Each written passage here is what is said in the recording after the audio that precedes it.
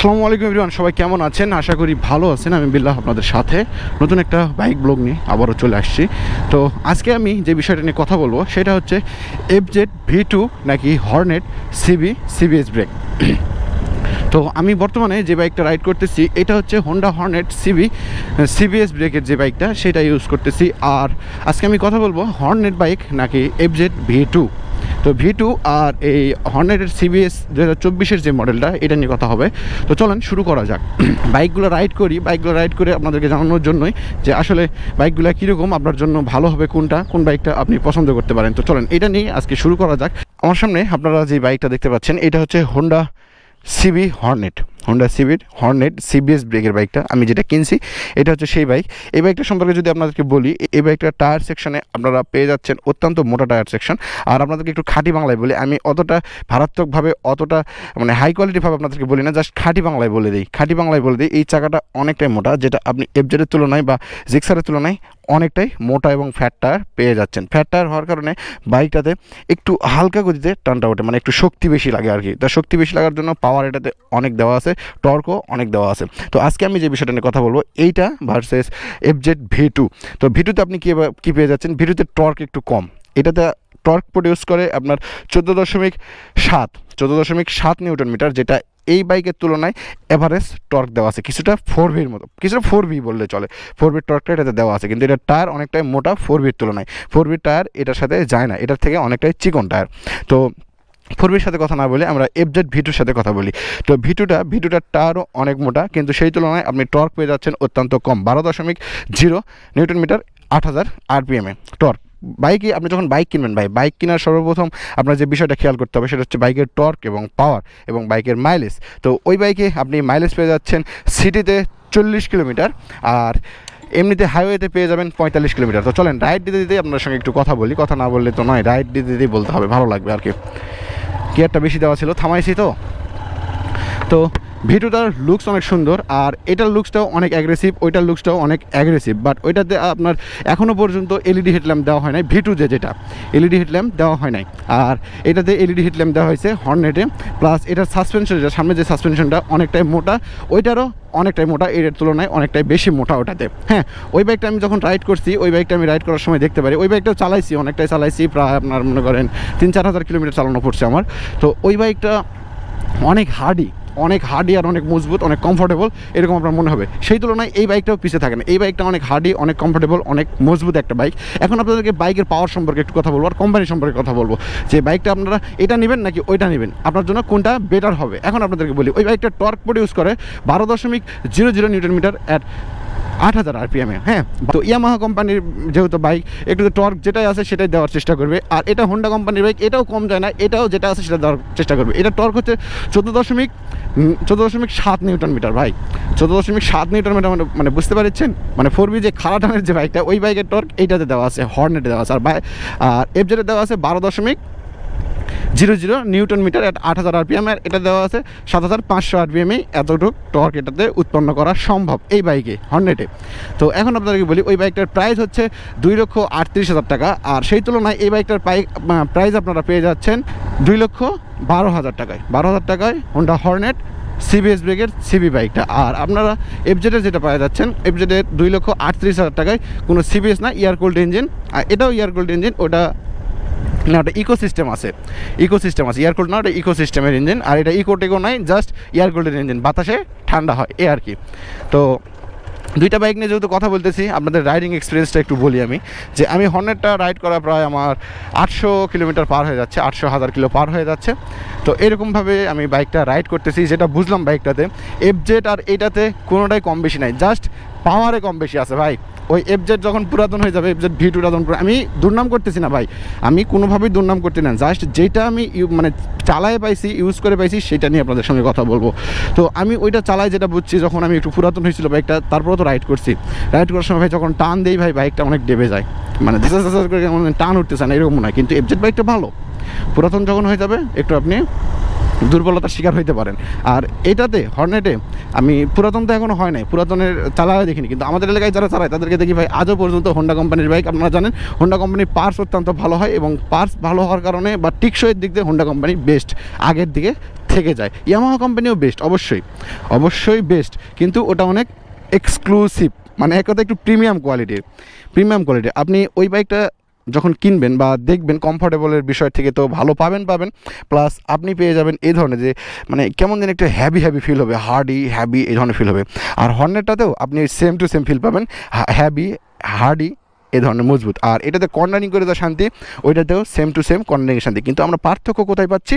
পাচ্ছি torque, mileage আর যে maximum power, এটাতে আমরা কম বেশি পেয়ে যাচ্ছি। আর ইয়ামাহা এফজেড ভি2তে কী করতেছে?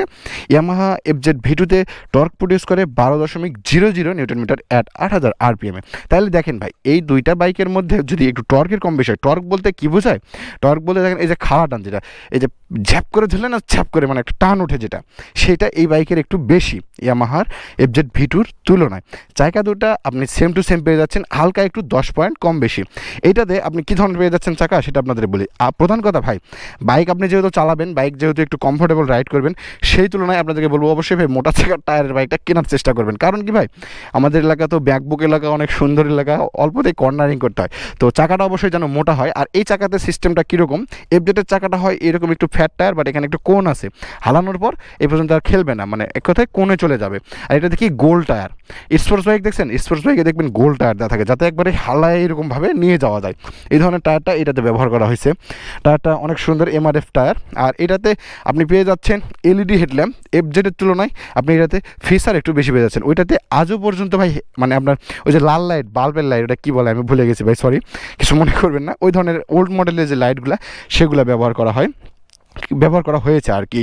আমি দুর্নাম গাচ্ছি না, আমি কোনো বাইকেরই দুর্নাম করবো না, জাস্ট আপনাদেরকে জানাবো ইউজার রিভিউটা। আমি ওই বাইকটা প্রায় 3000 কিলোমিটার চালাইছি। 3000 কিলো যখন চালাইছি তখন আমি বুঝছি, মানে আমার আব্বুর দোকান ছিল, দোকানে আজও আছে, হালখাতার কাঠ দিতে যাইতে হয় ভাই।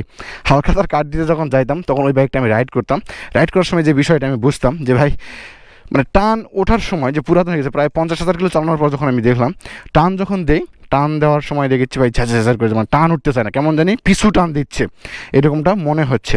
আর এটাতে কী হয়েছে, ওই রকম আমি পিছু টানের কোনো বিষয় পাই নাই এখনও পর্যন্ত। চাকা যে মোটা, টর্ক যে পাওয়ারটা যেটা আছে, এখনও পর্যন্ত এটাতে পাই না। যেহেতু নতুন, অবশ্যই ভালো হবে, এটা আপনারা বলতে পারেন, অবশ্যই ভালো হবে, কিন্তু পুরাতন হলে এটা কী হবে সেটা আজও পর্যন্ত জানি না কী হইতে পারে। বাট আমি যাদের থেকে শুনছি, যারা ইউজার আছে তাদের থেকে শুনছি, তারা বলে আজও পর্যন্ত এই বাইকটা নাম ধরে রাখছে। কিন্তু আপনারা বলবেন যে এত প্রশংসা কেন করতেছি, এখন আপনাদেরকে বলি ভাই, এই বাইকটা মানে একটু নর্মাল দিকে চলে যাওয়ার কারণ কি বলবো? কারণটা হচ্ছে কোম্পানির গাফলতি। এইটাতে দেখবেন যে মানে সব কিছুই দিছে তারা, ঠিক মতোই দিছে। যারা হর্নেট লাভার আছে, যারা হর্নেট কেনে, তারা জানে সব কিছুই আছে, কিন্তু ব্যাক আপডেটেড হয়ে গেছে।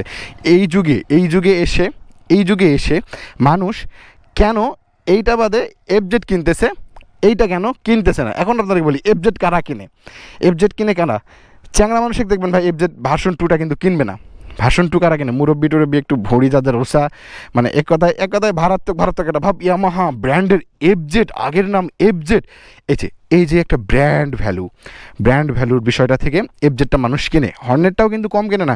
যারা হোন্ডা কোম্পানি লাভার, হোন্ডা ভালোবাসে যারা, তারা এই হোন্ডা কোম্পানির এই হর্নেটটা অবশ্যই কেনে। অনেকে দেখবেন যে ভাই এই হর্নেটটা না কিনে এফজেড কিনছে। তারা জানে যে এফজেড আগের নাম করা। মানুষের মধ্যে ব্র্যান্ড ভ্যালুটা মেন, বুঝছেন? বাইকের ফিচার কী আছে না আছে সেটা বড় কথা না। যেমন এক্সব্লেড সম্পর্কে আপনাদেরকে বলি, দেখেন এক্সব্লেডে কিন্তু অনেকে কিনতে চায় না। অনেক ভারতক মুরব্বী লোকজন দেখবেন যে কিনেছে না, ঝোলের ঝুল যখন কিনছে, তখন যখন বুঝতে পারছে যে বাইকটা ভালো, তখন যায় কিনে, আর কি। কিন্তু যারা জানে, যারা বোঝে, যারা ব্র্যান্ড ভ্যালু দেখে না, বাইক খোঁজে এক্সক্লুসিভ, তারা জানে যে আসলে কোন বাইকটা নেওয়া যায়, কোন বাইকটা নেওয়া যাবে না। তো আপনাদেরকে আমি এতটুকুই বলতে চাই যে ভাই, আপনার বাজেট যদি বেশি হয়, আপনি এফজেডটা কিনতে পারেন। ওইটার বিল্ড কোয়ালিটি অনেক ভালো, এটার তুলনায় না, এইটার মতোই। এটার যে সাসপেনশন পুরাই সেম, চাকা জাস্ট একটু কম বেশি। ওইটা একটু ফ্যাট টায়ার এই ধরনের, আর এটা একটু গোল টাইপের, হ্যাঁ, যাতে আপনি আরও হালায় কর্নারিং করতে পারেন।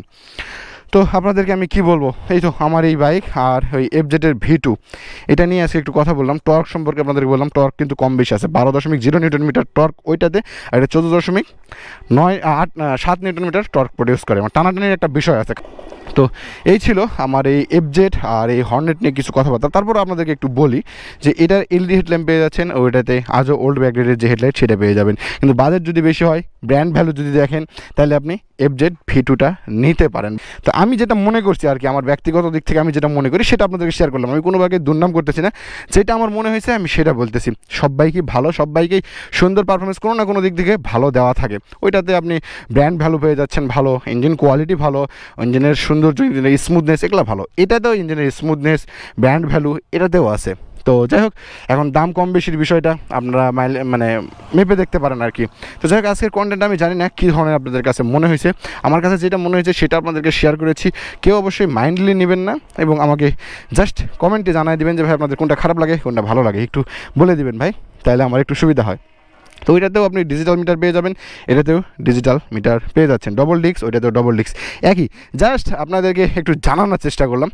আর এফজেড ভি2 এবং এটা নিয়ে টানাটানির বিষয়টা আসতেছে আগামী নেক্সট ব্লগে, জিক্সারের সাথে আসতেছে, মনোটনের সাথে আসতেছে। তো আমি এই বাইকটা ইউজ করি বলেই যে ভালো এটা আমি বলতে যাব না, যেটা যেটা আছে সেটা আপনাদেরকে বলে দিলাম।